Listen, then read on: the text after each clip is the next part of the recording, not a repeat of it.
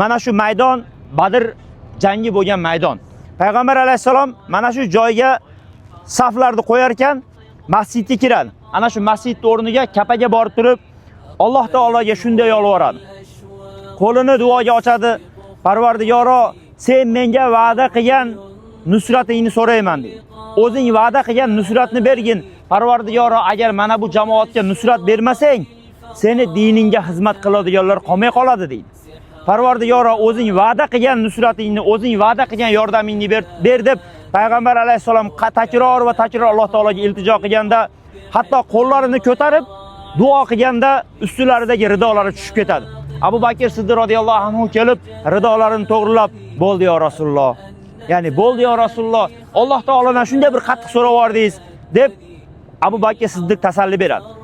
Payg'ambar alayhisalom ana shu joyda o'tirgan paytlarida Alloh taolo oyat nozil qiladi. Ya'ni Alloh taolo bu musulmonlar bilan birga ekanligi, ularga yordam berishligi haqida oyatni nozil qiladi va biz sizlarni minglab farishtalar bilan qo'llab-quvvatladik deydi Alloh taolo.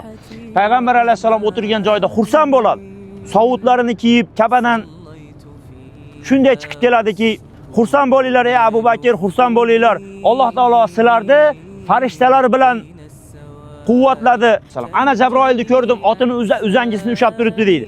Va shunday xursand bo'lganligidan chiqib sahobalarni xushxabarlantiradiki, aytadi, ana deydi, endigina mushriklar jamoati ortlariga qochadi deydi.